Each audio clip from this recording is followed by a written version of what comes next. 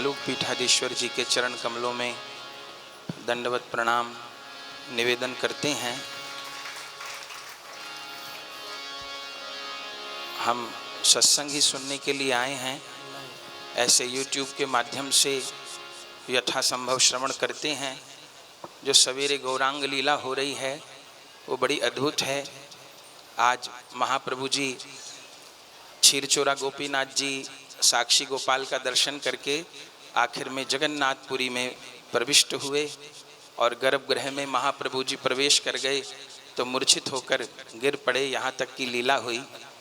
तो गौर लीला तो अद्भुत हो रही है। परम पूज्य श्री राम शर्मा जी के आत्मज उस लीला का दर्शन करा रहे हैं और संध्या वाले सत्र में राम कथा होती हैं, वो भी अलौकिक हैं, सेवाएं हैं। इसलिए प्रत्यक्ष रूप से तो महाराज जी की शरीर से सन्निधि कम मिलती है, लेकिन हृदय के भीतर गुरुदेव के आसन के साथ में आपका आसन विराजमान है। और श्री राम कथा के माध्यम से कल जो एकदम रहस्य की बात जो पहले कभी सुनी नहीं गई थी कि देवी द्रौपदी जी को जो केश पकड़कर अपमानित किया दुशासन के द्वारा किया गया, तो उसके पीछे हेतु क्या था। तो महाराज जी हम सबको बता रहे थे कि किसी पूर्व जन्म में देवी द्रौपदी के द्वारा अधिक मास की अवहेलना हो गई थी, तो ऐसी देवी द्रौपदी जी को भी इस प्रकार के कष्ट झेलना पड़ा। तो हम लोग साधारण मानव यदि अधिक मास की अवहेलना करेंगे तो हम लोग को भी दंड भोगना पड़ेगा। तो कथा की गंगा, गौर प्रेम की गंगा दोनों प्रवाहित हो रही हैं। 5-10 मिनट में बात पूरी करते हैं हमारे। 5-10 मिनट नहीं, आपको हम बहुत प्रसन्न तो उसका कारण निवेदन करना है। वो ये था कि बात कहने की नहीं है, लेकिन भूमिका है इसलिए बोलनी पड़ेगी। अभी 2-3 महीने पहले तक महाराज जी शरीर में रोग वाली लीला कर रहे थे और संतों के द्वारा मलुकदास जी के उत्सव पर भी उपस्थित नहीं हुए, तो और संतों के द्वारा उत्सव का समाधान किया गया। तो शारीरिक कष्ट वाली लीला कर रहे थे। तो अभी तो मोबाइल के माध्यम से भी सबको खबर पड़ जाती है। एक महाराज जी के श्री चरणाश्रित हैं कृष्ण गोपाल जी, वो दिल्ली में रहते हैं, तो वो हमसे भी प्रेम रखते हैं। तो ये जतिन भैया वहाँ से पूछते रहते हैं महाराज जी के स्वास्थ्य के विषय में। तो उन भैया जी से भी पता चला कि इस समय विशेष कष्ट है। तो बड़ी मन को पीड़ा हुई उस समय, चूँकि ये हमको पूरा विश्वास है कि महापुरुषों का कोई प्रारब्ध नहीं होता। रूप गोस्वामी जी श्री भक्ति रसामृत सिंधु में प्रेम प्राप्ति के 9 स्तर बताते हैं। उसमें पहला श्रद्धा, फिर साधु संग, फिर भजन क्रिया, फिर अनर्थ निवृत्ति, फिर निष्ठा, फिर आसक्ति, फिर रुचि, फिर भाव और फिर प्रेम। तो रूप गोस्वामी जी आज्ञा करते हैं कि जब चौथे स्तर पे साधक होता है तो उस चौथे स्तर पे ही अनर्थ निवृत्ति हो जाती है। तो जो महापुरुष 9वें स्तर पे हैं, भगवत प्रेम प्राप्त हैं, तो उनके लिए हम लोग ऐसा सोचें कि उनकी अनर्थ निवृत्ति हो रही है, कि उनका प्रारब्ध है, तो ऐसा सोचना दोष होगा। चूँकि जिसने BA पास कर लिया है वो दोबारा चौथी पास नहीं करेगा। उसने BA पास किया है तो वो चौथी तो पास कर ही चुका है, ये तो नासमझी है। तो अनर्थ निवृत्ति तो चौथे स्तर पे हो जाती है। तो जो महापुरुष भाव दशा में विराजमान हैं या प्रेम दशा में विराजमान हैं, तो उनके लिए प्रारब्ध और अनर्थ वाली बात नहीं रह जाती है। वे महापुरुष तो अपने मुख से ये नहीं कहेंगे, वो तो यही कहेंगे कि हमारा प्रारब्ध है। चूँकि वो दास हैं और वो निरंतर दीनता के आवेश में ही रहेंगे। उन्हें वाणी के द्वारा भी दीनता का उपदेश देना है और आचरण के द्वारा भी दीनता का उपदेश देना है। लेकिन हम साधकों को ये समझना है कि संत महापुरुष जो भगवत प्रेम को प्राप्त हो गए हैं, उनका कोई प्रारब्ध अनर्थ नहीं हो सकता।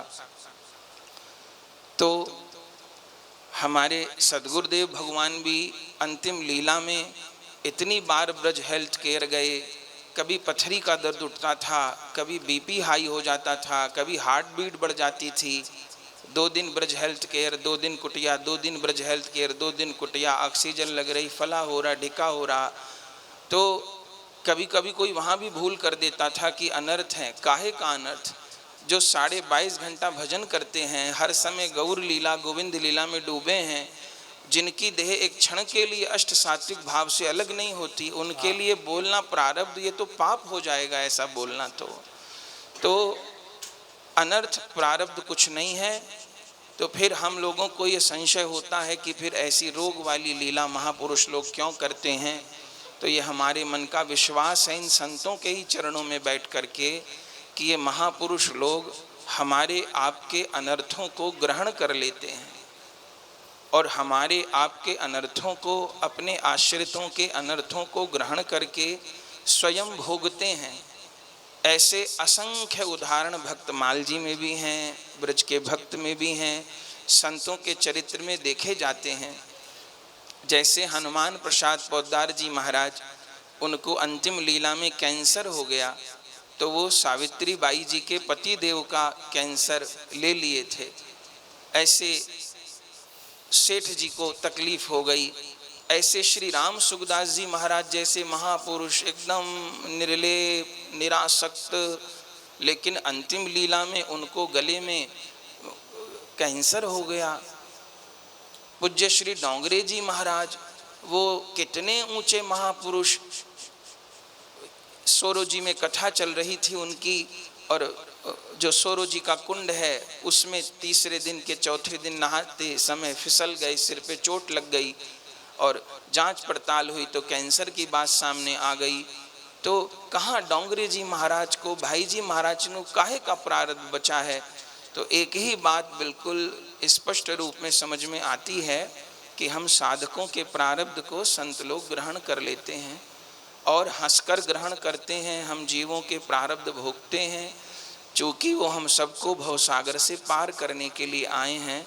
हम आपको ज्ञान देने नहीं आए, सत्संग सुनने आए हैं, लेकिन हृदय की पीड़ा है इसलिए आपको व्यक्त कर रहे हैं।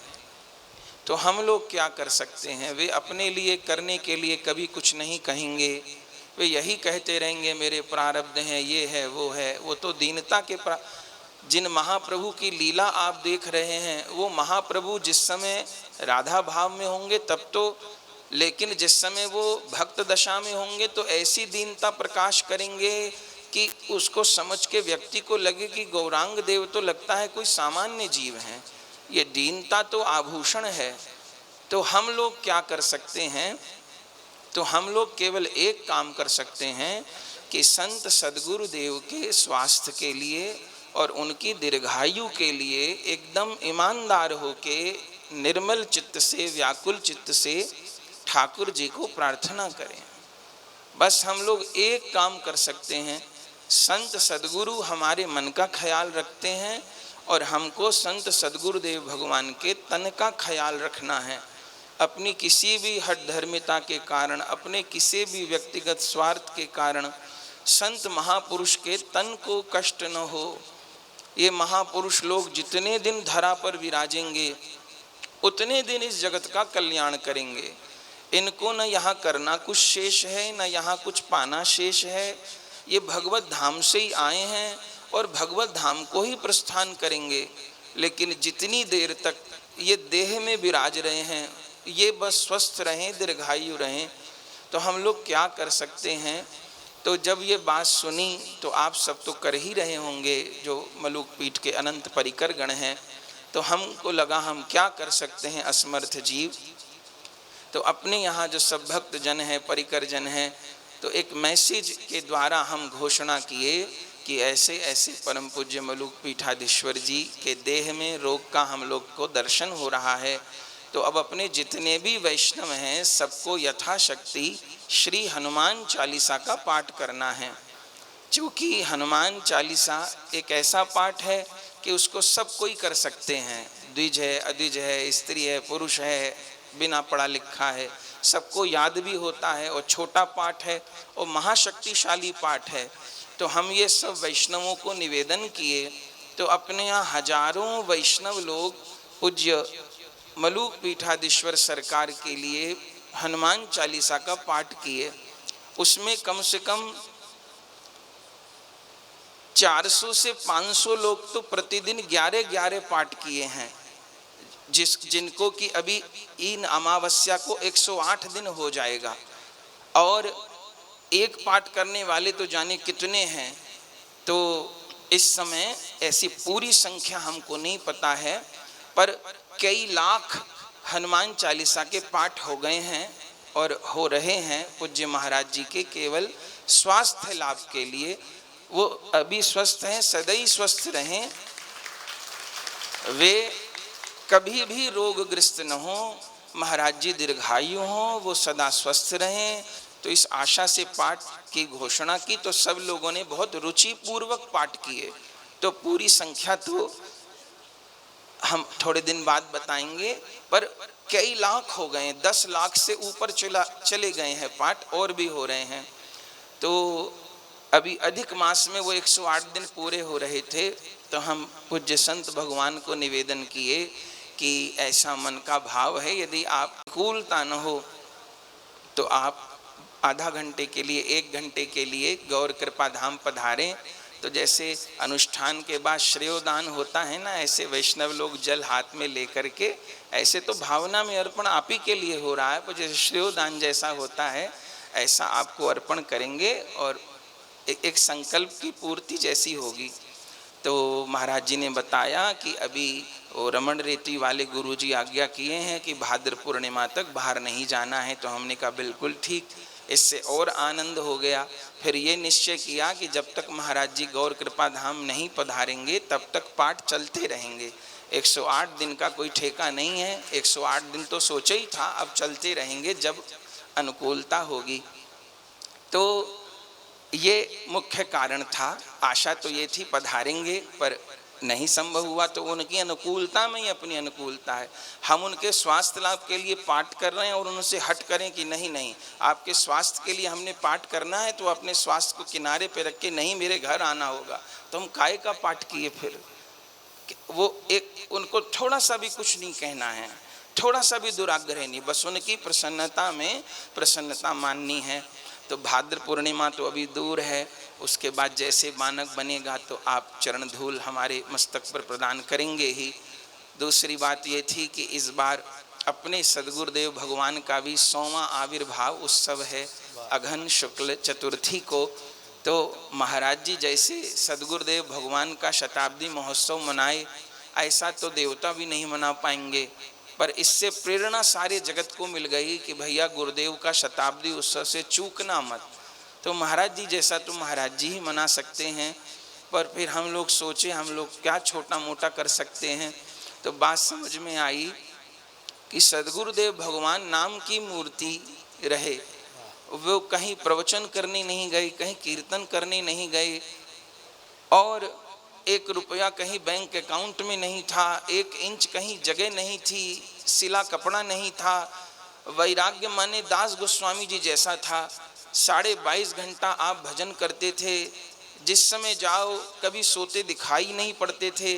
कभी उनका जीवन में जितनी बार दर्शन किया बिना प्रेमाश्रु के नहीं किया, हर समय बस प्रेमाश्रु उनकी नेत्रों में भरे ही रहते थे। तो लगा उनका उत्सव कैसे मनाएं। तो फिर एक बात समझ में आई कि नाम के द्वारा ही वो प्रसन्न होंगे। तो फिर सोचा 100 उत्सव है तो 100 दिन का नाम हम लोग करेंगे, वैष्णव लोग नाम करेंगे 100 दिन का। फिर उस 100 दिन को गिनने लगे कि 16 दिसंबर से पीछे 100 दिन, अघन शुक्ल चौथ से पहले 100 दिन कब प्रारंभ होंगे। तो गजब हो गया, वो 100 दिन प्रारंभ हो रहे हैं श्री कृष्ण जन्माष्टमी से। तो हमने कहा गोविंद के आविर्भाव से गुरुदेव का आविर्भाव। अभी तक तो सुने थे गुरुदेव गोविंद से मिलाते हैं, अब नया काम हो जाएगा कि गुरुदेव गोविंद से मिलाते हैं और गोविंद गुरुदेव से मिलाते हैं। तो उसका भी निवेदन हमको करना था, पर हमने कहा दोनों बात संग कहेंगे तो एक बात पूरी होगी। तो पहले एक बात पूरी कर लें, फिर एक बात पूरी हो जाएगी तो दूसरी बात कहेंगे। पर फिर लगा कि नहीं, व्यस्तता बहुत रहती है, तो 10 से 16 100 दिन का तो नाम चलेगा, आखिर के 10 से 16 दिसंबर 7 दिन का उत्सव होगा। तो प्रार्थना करते हैं जैसी अनुकूलता हो, 7 दिन की हो तो मेरे बड़े भाग, 6 दिन की हो, 5 दिन की हो, 4 दिन की हो, 3 दिन की हो, 2 दिन की हो, 1 दिन की हो, 1 घंटे की हो, जैसी अनुकूलता हो तो मेरे बड़े भाग होंगे। गुरुदेव भगवान के उत्सव को आप संपन्न करेंगे। तो ये सब तो बातें थीं, तो आप सब करते ही हैं, पर फिर आपसे निवेदन करें, YouTube के माध्यम से भी प्रसारण होता है, जितने भी परिकरजन हैं, और हम लोगों को ये भी नहीं मानना कि हम लोग मलूक पीठ के शिष्य हैं कि नहीं हैं। संत लोग सबके होते हैं, और पूज्य महाराज जी जगत गुरु पद पर आसीन हैं, तो वो वैष्णव मात्र के गुरु हैं, वो प्राणी मात्र के गुरु हैं, मेरे तेरे गुरु नहीं हैं, वे सबके गुरु हैं। तो हम जितने भी, हम लोग कहीं से भी आश्रित हों, इससे क्या फर्क पड़ता है। भक्तमाल का तो यही सिद्धांत है ना कि संत सबे गुरुदेव हैं। तो हम संत भगवान के लिए आप करते ही होंगे, पर अगर कोई न करता हो तो कम से कम एक हनुमान चालीसा का पाठ करिए। कितनी देर लगेगी, 5 मिनट भी नहीं लगते हनुमान चालीसा, या एक माला जिस नाम को आप जपते हैं, महामंत्र को जपते हैं, जो जपते हैं, एक पाठ तो हम सब लोगों को करना है। तो हम एक पाठ तो सब घर परिवार में सब लोग करते ही हैं। अभी विशेष रोग दिखाई सुनाई पड़ रहा था तो फिर अनुष्ठान जैसा कर लिए, संकल्प लेकर के 108 दिन का, वो आगे भी चलेगा। तो ये आशा थी कि महाराज जी एक ही बार आग्रह पर आ जाते थे, ऐसी किसी नियम का नहीं पता था। तो एक पद लिखे थे, और ये था कि सारे वैष्णव गाएंगे उस पद को। तो वो पद जो है आशीष का पद है, पूज्य महाराज जी के स्वास्थ्य लाभ की कामना की जा रही है, आशीष किया जा रहा है। ऐसे महाराज जी का आशीष तो हमको चाहिए, लेकिन ब्रज की उपासना में जुगल को भी आशीष दे देते हैं, तो गुरुदेव को क्यों नहीं देंगे। हम लोग आशीष दे सकते हैं, गुरुदेव की मंगल कामना कर सकते हैं गुरुदेव के लिए। तो पद लिखे थे, तो वो सब वैष्णवों को गाना था। तो आशा लगाए थे कि महाराज जी आएंगे तो ये पद गाएंगे, तो वो आगे सरक गया। तो फिर उस पद को हम लेके आए हैं, तो उस पद को गाएंगे। अब जब महाराज जी आएंगे तो फिर नया पद लिखेंगे, फिर नया पद गाएंगे। अभी जो लिखा था अमावस्या के लिए, उसको हम गाते हैं, बहुत सुंदर है। हाँ, एक बात कहनी भूल गए, पूज्य संत भगवान विराज रहे हैं, ये हमारे गुरुदेव भगवान के छोटे गुरु भाई हैं। परम पूज्य श्री अनंत दास बाबा जी महाराज, नित्यानंद प्रभु की जन्म भूमि है एक चक्रा। उन एक चक्रा के महंत थे श्री जीव शरण दास बाबा जी महाराज, वो गौरांग दास बाबा जी के गुरु भाई थे। तो उन्हीं के श्री चरणाश्रित आप हैं। और एक चक्रा धाम में नित्यानंद प्रभु जी के सेवित जगन्नाथ भगवान हैं, तो उनकी सेवा आप करते हैं, वहाँ के आप श्री महंत हैं।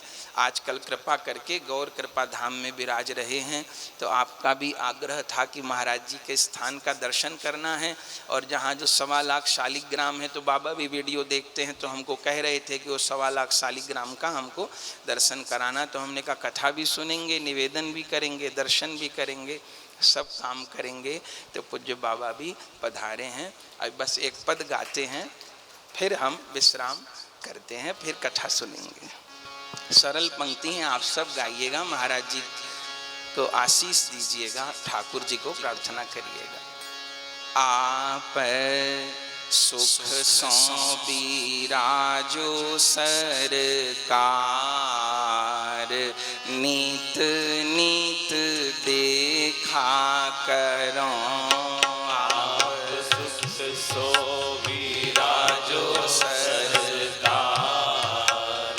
नीत नीत देखा करो। आप सुख सो बिराजो सरकार, नित नित देखा करो। आप सुख सो बिराजो सरकार, नित नित देखा करो। कीजे जगत उद्धार, नित नित देखा करो आप कीजे जगत उद्धार, नित नित देखा करो। श्री राम कथा कृष्ण कथा, राम कृष्ण भक्त कथा, राम कथा कृष्ण कथा, राम कृष्ण भक्त कथा। श्री राम कथा कृष्ण कथा, राम कृष्ण भक्त कथा, राम कथा कृष्ण कथा, राम कृष्ण भक्त कथा।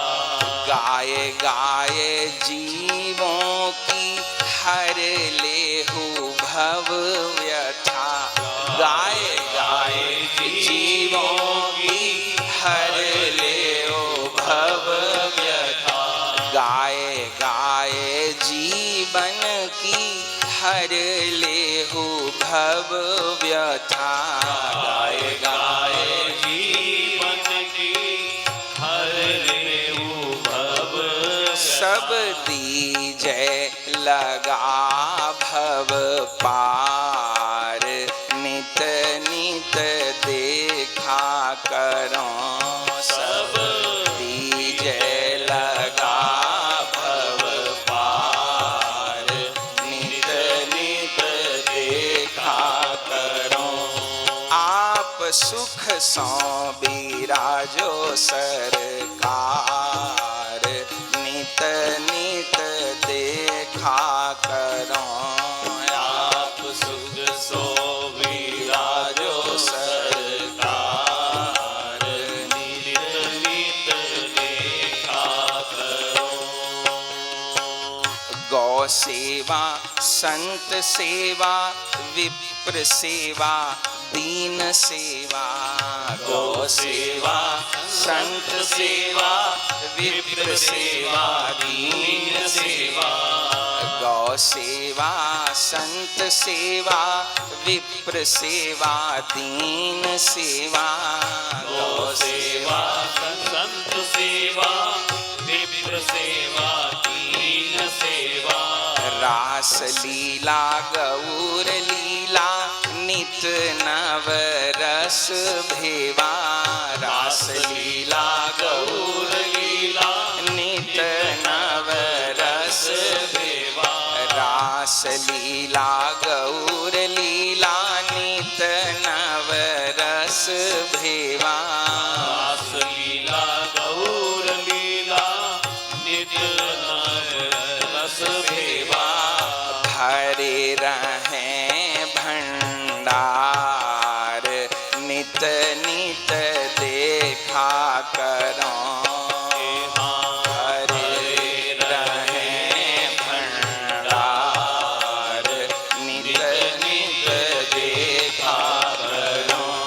आप सुख सो बिराजो सरकार, नित नित देखा करो। आप सुख सो बिराजो सरकार, नित नित देखा करो। आप कीजै जगत उद्धार, नित नित देखा करो। आप कीजै जगत उद्धार, नित नित देखा करो। मलूक पीट खाक चौक, जगमगे तीन लोक, मलूक पीट खाक चौक, जगमगे तीन लोक, मलूक पीट खाक चौक, जगमगे तीन लोक, मलूक पीट खाक चौक, जगमगे तीन लोक। 1.25 लाख शालिग्राम, देख दूर होत शोक, शालिग्राम देख दूर होत शोक। 1.25 लाख शालिग्राम देख दूर होत शोक। 1.25 लाख शालिग्राम देख दूर होत शोक। धाम जड़ खोर अपार नित नित देखा करो। धाम जड़ खोर अपार नित नित देखा करो। आप सुख सौ बिराजो सरकार नित नित देखा करो। आप सुख सो बिराजो सरकार नित नित देखा करो। हम सब जीवों के रोग कष्ट हर लेत। हम सब जीवों के रोग कष्ट हर लेत। हम सब जीवन के रोग कष्ट हर लेत। हम सब जीवन के रोग कष्ट हर लेत। आप स्वयं सहे दुख हम सबको सुख देत। आप स्वयं सहे दुख हम सबको सुख देत। आप स्वयं सहे दुख हम सबको सुख देत। आप स्वयं सहे दुख हम सबको सुख दे। ऐसी कृपा की बलिहार नित नित देखा करो। ऐसी कृपा की बलिहार नित नित देखा करो। आप सुख सौ बिराजो सरकार नित नित देखा करो।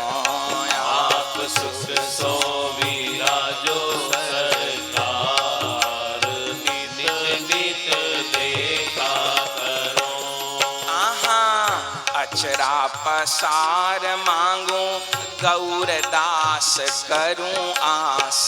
अचरा पसार मांगो गौरदास करूं आस। अचरा पसार मांगू गौरदास करूं आस।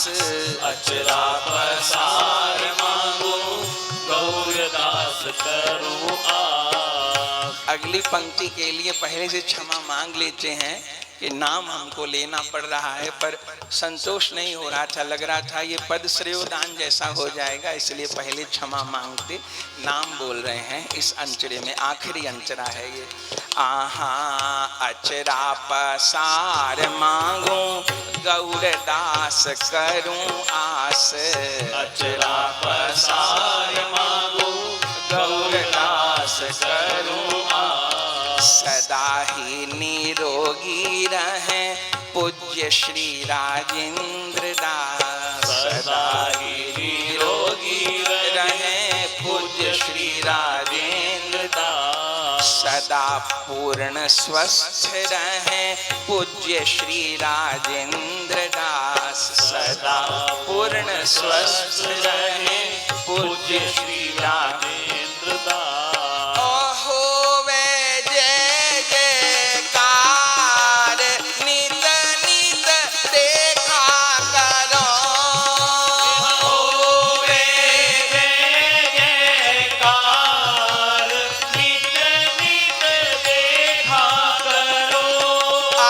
सुख सो बिराजो सरकार नित नित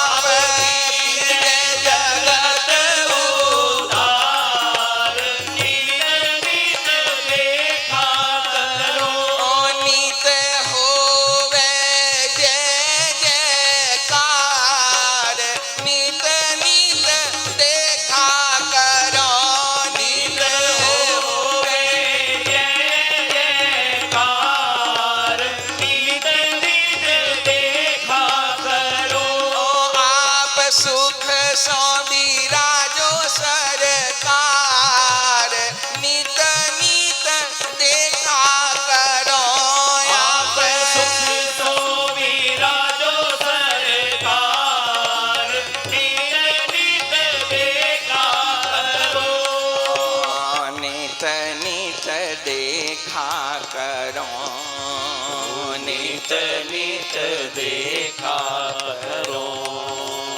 प्रेम से कहिए जय जय श्री राधे श्यावर रामचंद्र भगवान की जय श्री हो। राधा माधव जुगल सरकार की जय हो। श्री मलोक दास जी महाराज की जय हो।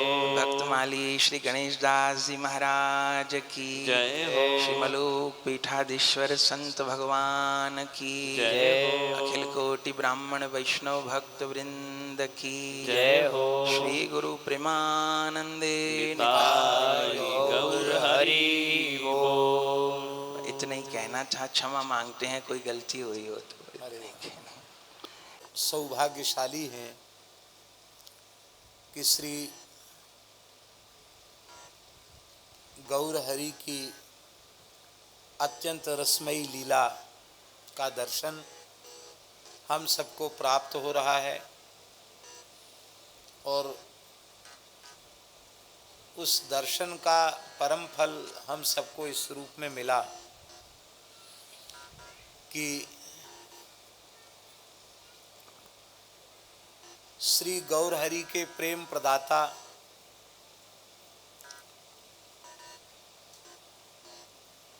श्री गौर हरि को सबको सुलभ कराने वाले महाप्रभु श्री नित्यानंद जी का प्राकट्य जहाँ हुआ, उस पवित्र धाम एक चक्रा के परम पूज्य अनंत श्री संपन्न श्री महंत बाबा श्री अनंत दास जी महाराज यहाँ विराजे हैं। एक चक्रा धाम से आए हैं और पूज्य श्री बाबा महाराज में हम अपने पूज्य गुरुदेव श्री भक्तमाली जी का ही मंगलमय दर्शन करते हैं। उनके गुरु भ्राता पधारे हैं तो हमारे लिए तो गुरु कल्प ही हैं, गुरुदेव ही पधारे हैं, हमारे लिए तो पूज्य बाबा ही पधारे हैं।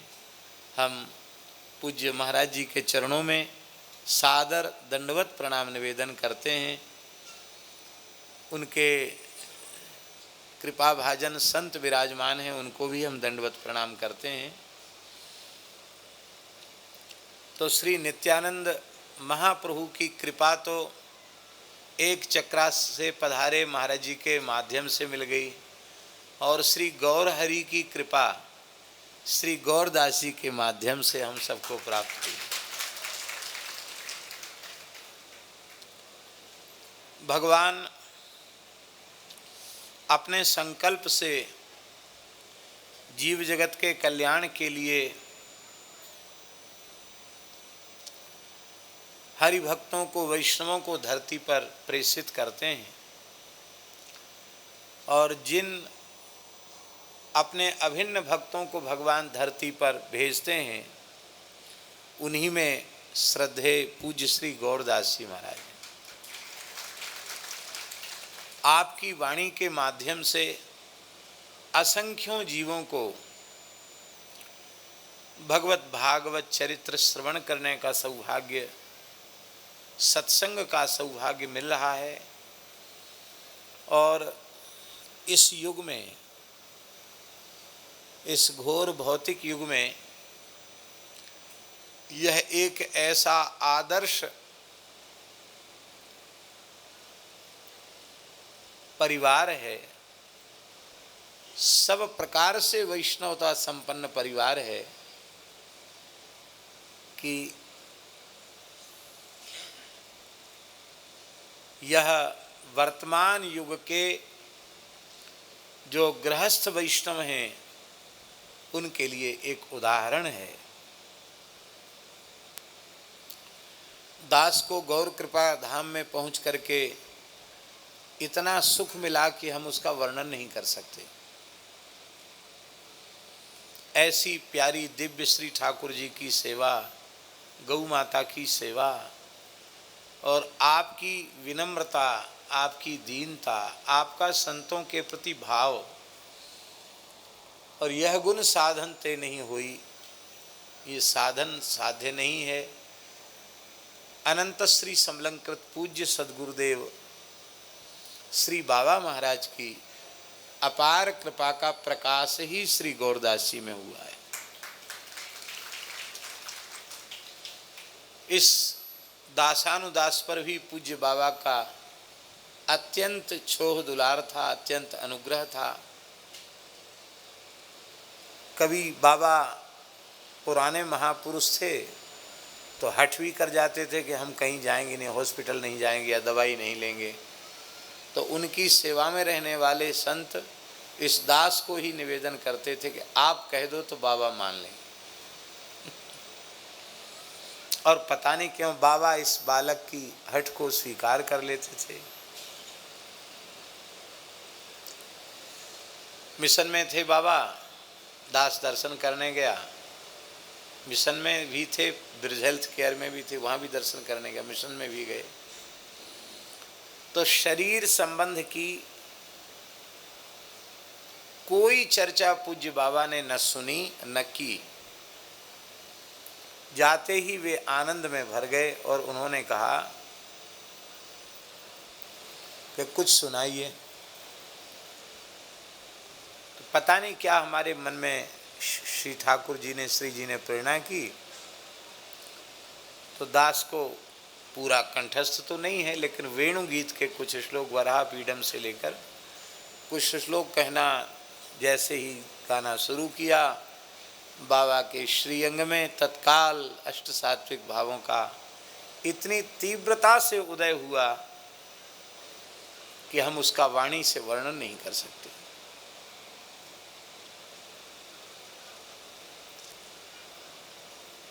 संसार में जहाँ कहीं जिस किसी जीव के द्वारा यत्किंचित भी स्वयं के सहित जगत का हित हो रहा है, उसके मूल में दास की यही समझ में बात आती है कि समर्थ सद्गुरुदेव का अनुग्रह ही उसके मूल में है। पूज्य श्री गौरदास जी के द्वारा जो जीव जगत को लाभ मिल रहा है सत्संग का, उसके मूल में भी पूज्य सद्गुरुदेव भगवान की कृपा ही। बाबा त्याग की, तपस्या की, भजन की, भगवत प्रेम की, असंगता की साक्षात प्रतिमूर्ति थे, साक्षात प्रतिमूर्ति। और कई बातें तो बाबा की ऐसी थी। एक बार दास बाबा के चरणों में पहुंचा तो उन्होंने कहा, देखो स्वरूप के प्रति निष्ठा, अनन्यता का भाव, ये तो ठीक है, ये खराब नहीं है। उदाहरण बाबा ने जामवंत, जब दास जाता तो कोई ना कोई भागवत जी की बात जरूर बताते। बोले देखो श्री कृष्ण सामने खड़े हैं जामवंत जी के, और वो कह रहे हैं कि यशेष दुत्कलित रोष कटाक्ष मोक्षयी वर्तमा दिशत क्षुभित नकृतिमिंगलोब्धि सेतु कृतस्वयस उज्ज्वलिता चलंका रक्षस्य रांसि भूपे तुरिशुक्षतानी। जामवंत जी महाराज कह रहे हैं कि प्रभु मैं आपको पहचान गया, आपने तनिक भ्रुकुटी टेढ़ी कर दी तो समुद्र का जल खोलने लग गया, समुद्र क्षुब्ध हो गया, आपने समुद्र पर सेतु का निर्माण किया, राक्षसों के मस्तक कट कट करके गिरने लगे। आप वही मेरे आराध्य प्रभु श्री राम जी हैं। श्री कृष्ण सामने खड़े हैं, पर रूपा शक्ति इतनी अद्भुत है कि चतुर्भुज द्वारकाधीश के रूप में चतुर्भुज द्वारकाधीश नहीं दिखाई पड़ रहे हैं, धनुष बाणधारी श्री राम जी दिखाई पड़ रहे हैं। बोले ये तो अच्छी बात है, लेकिन भगवत अपराध और भागवत अपराध, ये पूज्य बाबा के शब्द हैं, यह इतने सूक्ष्म हैं कि कई बार साधकों को पता नहीं चलता और यह अपराध बनते रहते हैं। और इसीलिए जहाँ उन्हें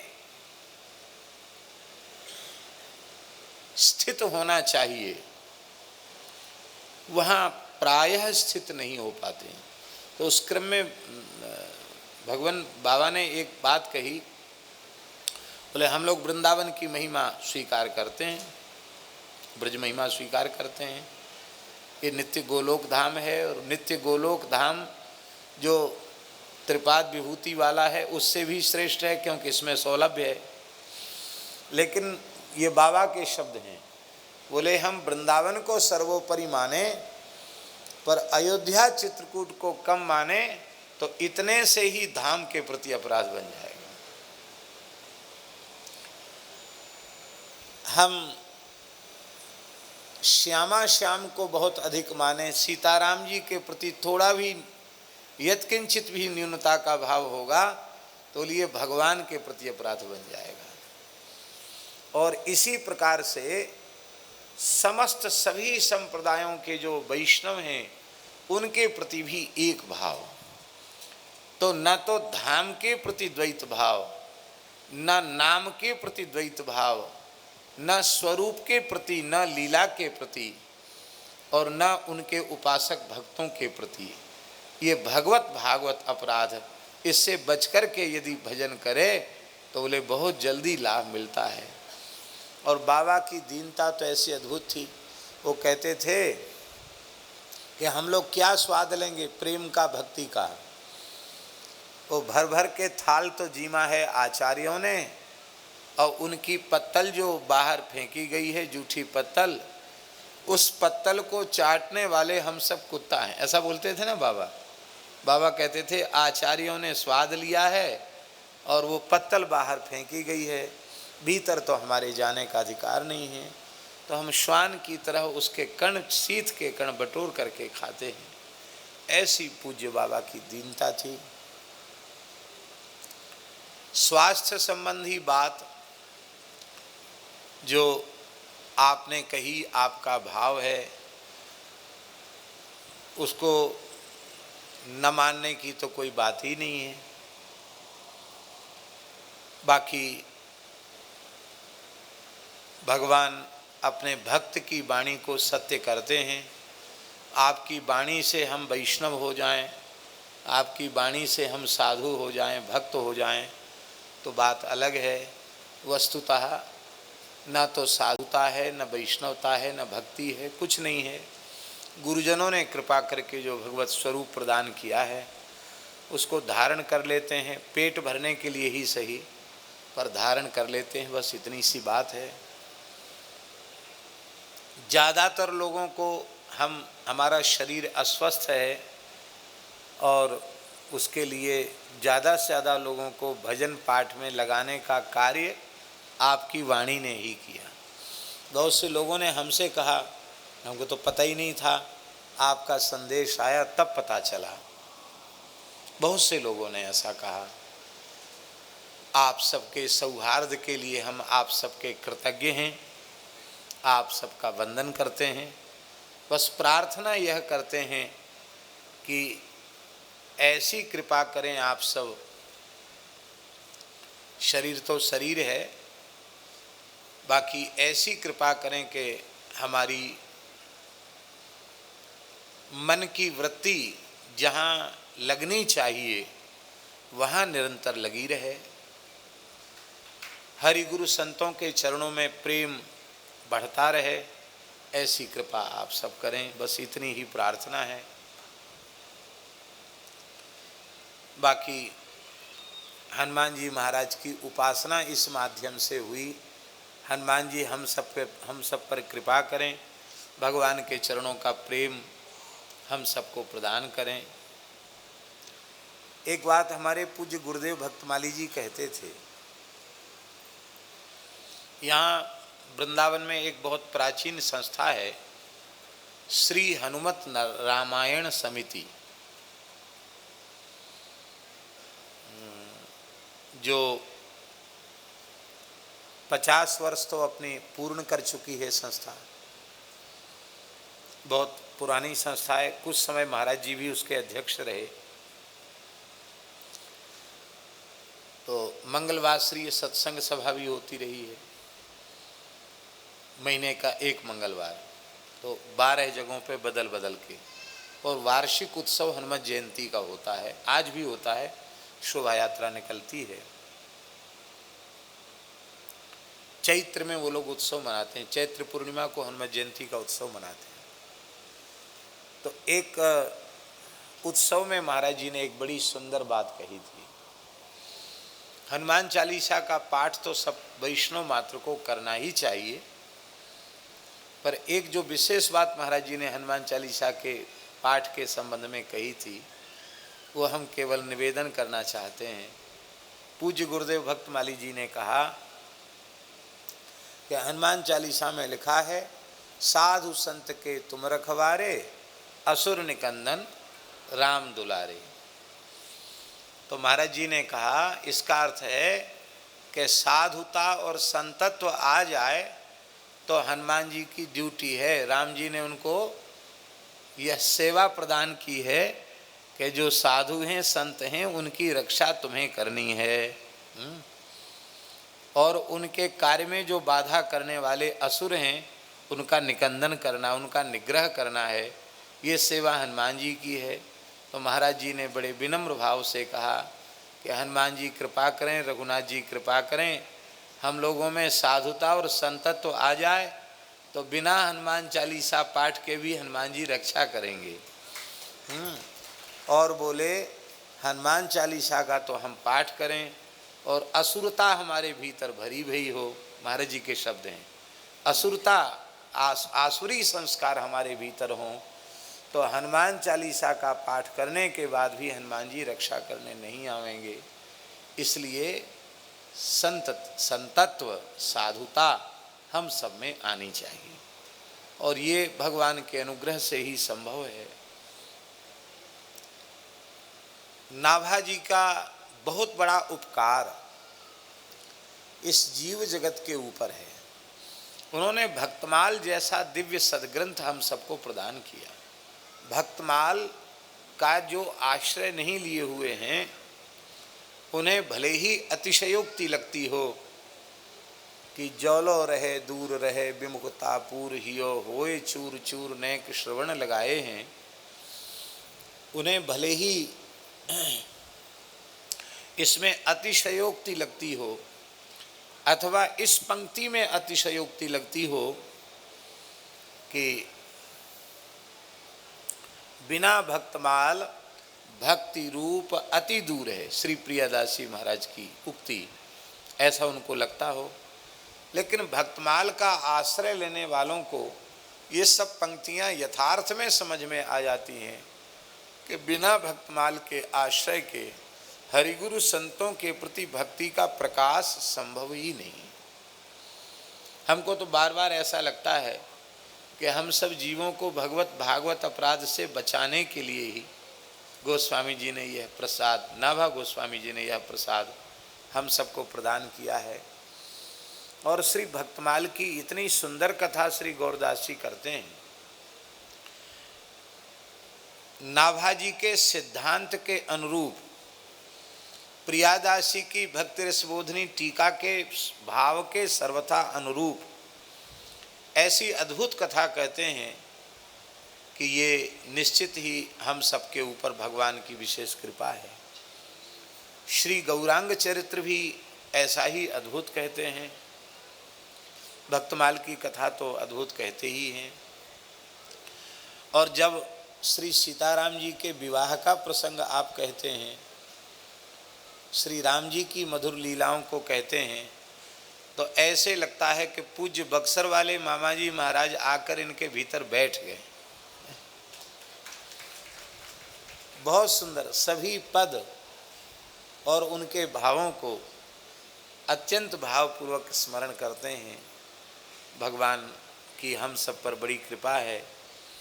आज हमें उपस्थित होने में विलंब हो गया, अधिक विलंब हो गया, और उस विलंब का पश्चाताप भी हो रहा था। लगभग 4 बजे तो हम आ ही जाते थे, लेकिन आज और अधिक लेट हो गए। मध्याह्न के किसी भी क्रम में थोड़ी देरी होने से फिर सब देरी हो जाती है।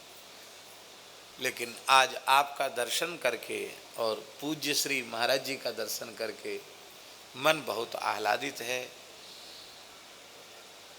तुलसी अर्चन भी होता है और पूज्य महाराज जी को ऊपर दर्शन भी कराना है, इसलिए थोड़े सा ही सत्संग करके हम लोग विराम करेंगे। भजो निताई गौर राधे श्याम जपो हरे कृष्ण हरे राम। भजो निताई गौर राधे श्याम जपो हरे कृष्ण हरे राम। भजो निताई गौर राधे श्याम जपो हरे कृष्ण हरे राम। भजो निताई गौर राधे श्याम जपो हरे कृष्ण हरे राम। श्री राम जय राम जय जय राम।